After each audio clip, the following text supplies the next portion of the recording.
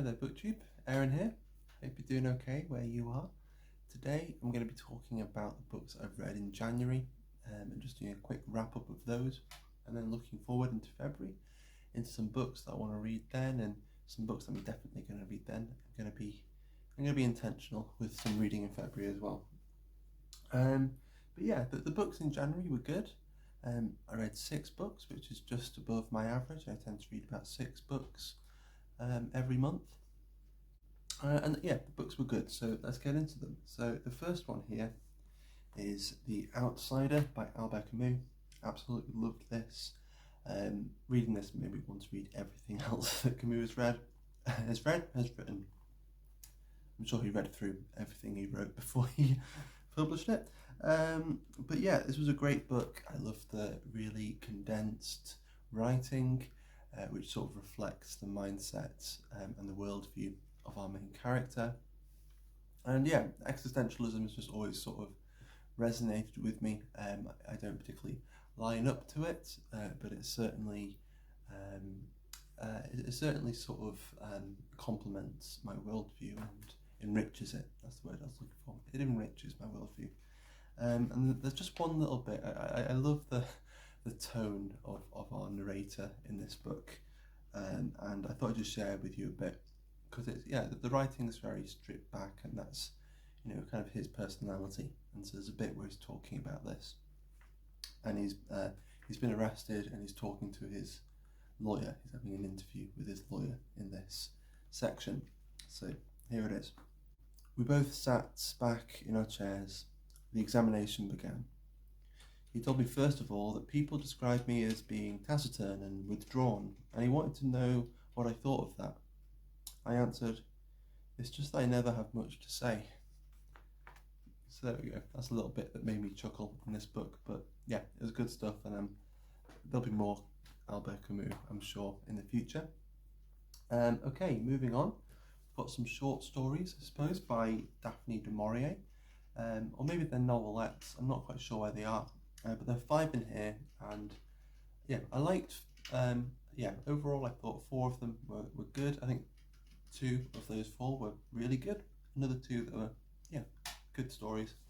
And then one story, it's called The Way of the Cross, and it's the longest story in the collection, and nothing really happens. There are a few sort of farcical moments, and it has a great setup. It could be a great mystery story or thriller with the setup that it's got. It could be a silly whodunit almost, with like this church pilgrimage to Jerusalem to go and see the sights, walk in the way of the cross, and but their vicar is sick, so they've got this fill-in who's never been to Jerusalem and doesn't really gel with the rest of the group.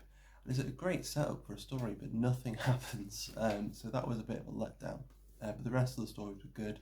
Particularly the last story is called The Breakthrough. It was almost sort of science fiction, maybe speculative fiction, about some scientist trying to capture the soul of a person after they've died, or at the moment of death. And then there's some weird sort of ethical stuff going on there.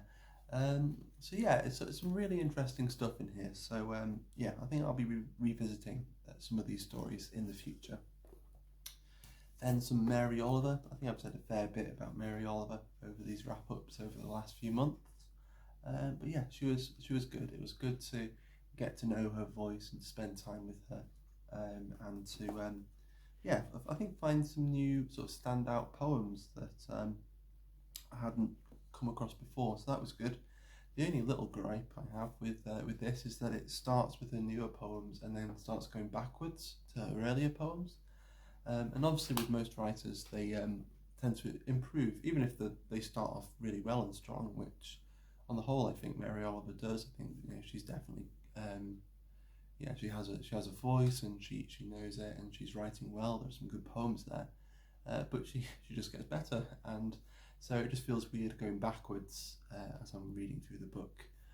So maybe it would have been better, but I don't know, because more of her famous poems are later on, at least in terms of time.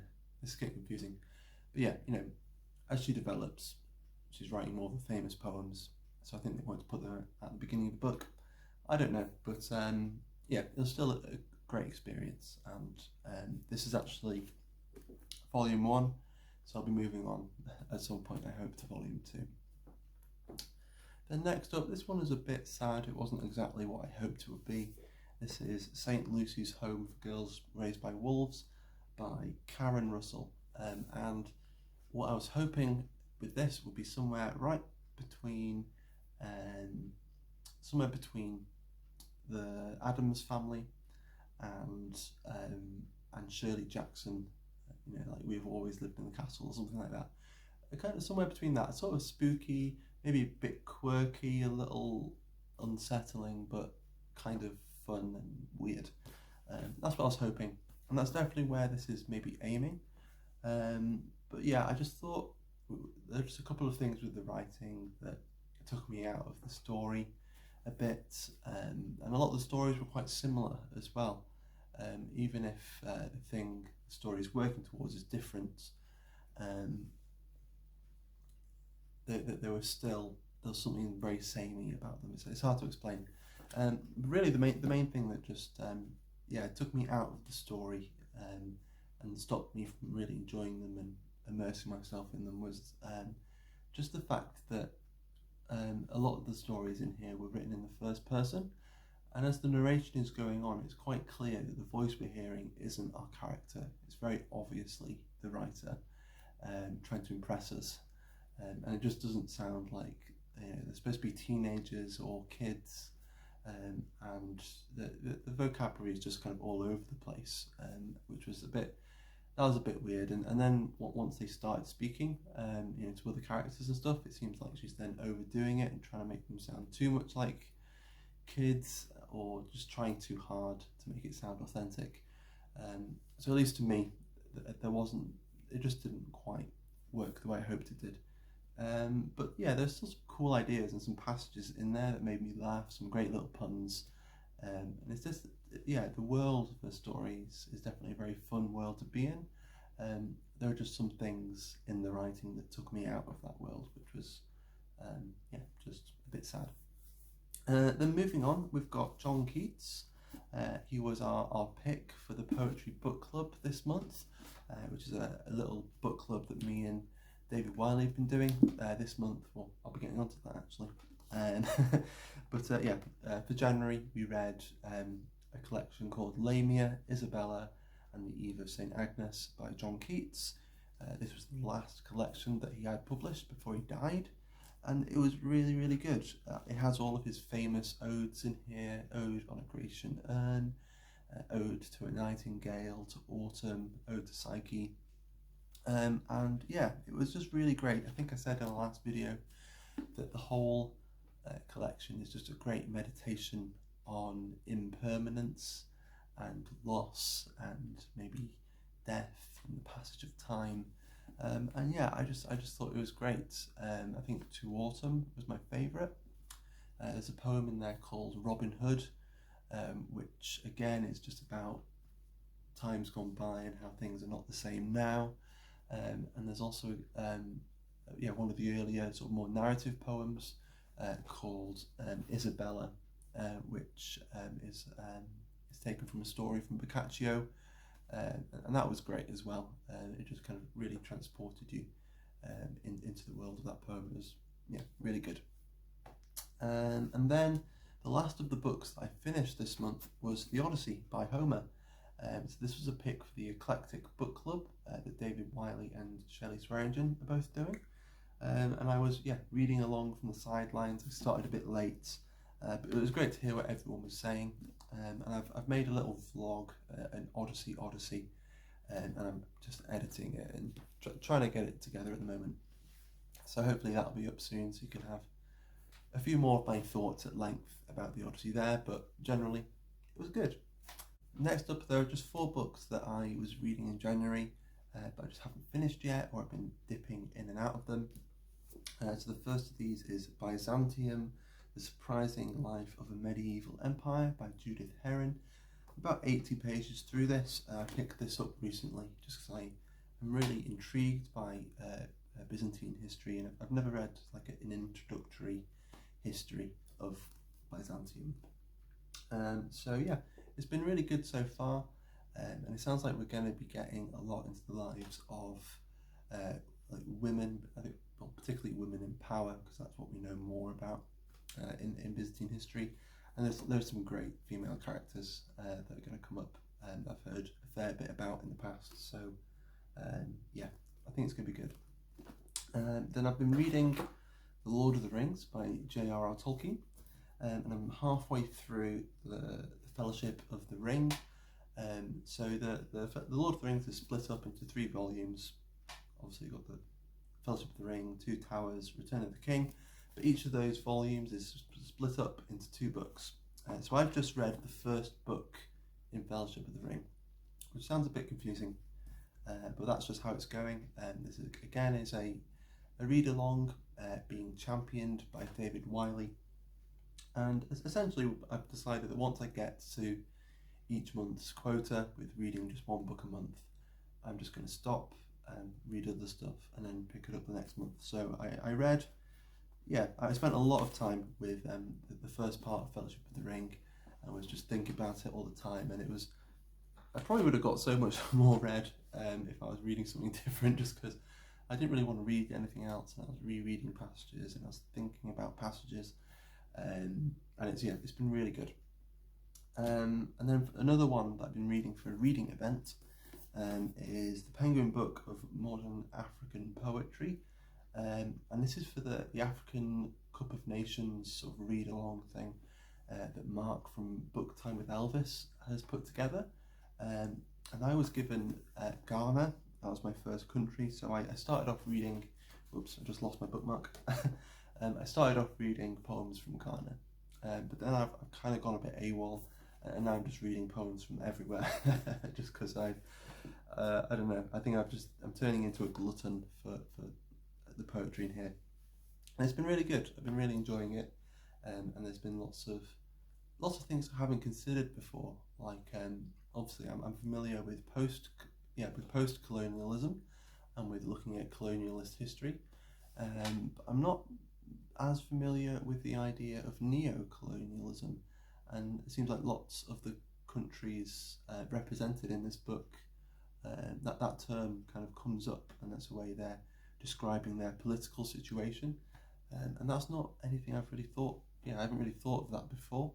So yeah, that was new to me, and it's fascinating, and hopefully I'll get more information about that through these poems and a bit more of the experience.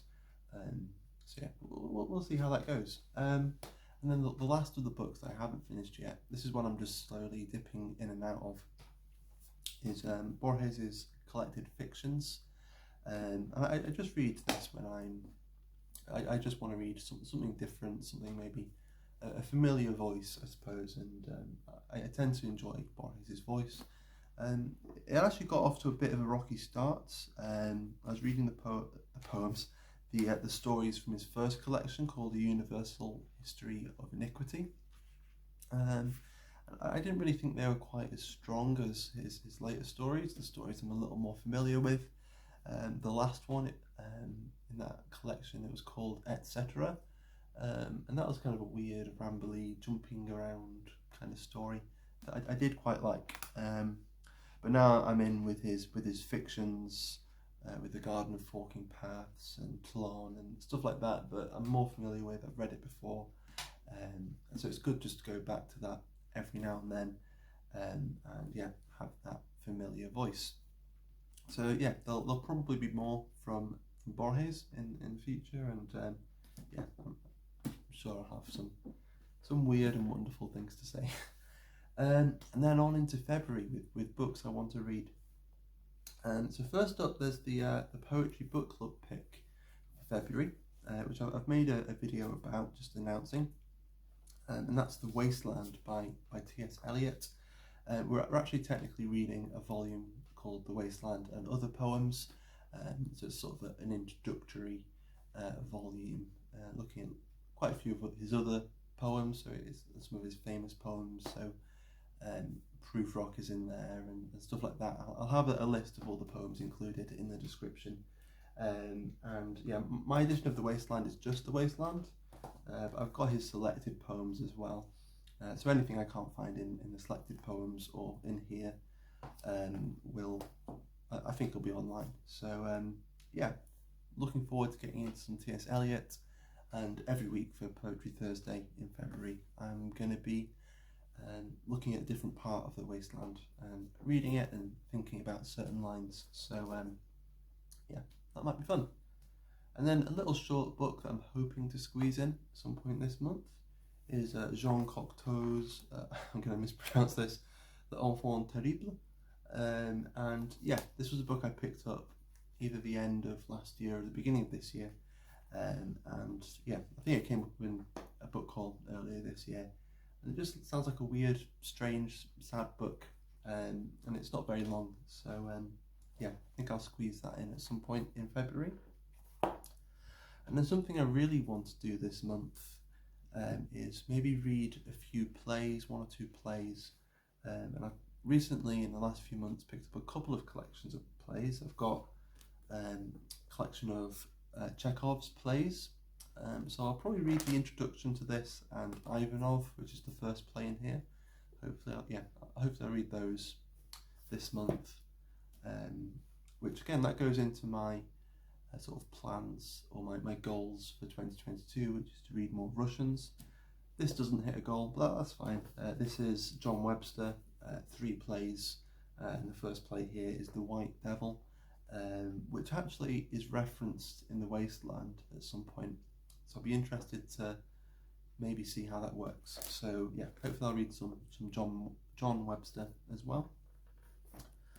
And then, with the exception of Fellowship of the Ring, maybe the main novel that I'm going to be looking at this month will be Iris Murdoch, The Sea, the Sea.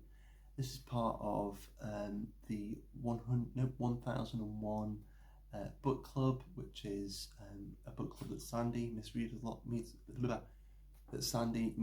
lot is doing. Yeah, this book's been on my shelf for a bit. It seems intriguing.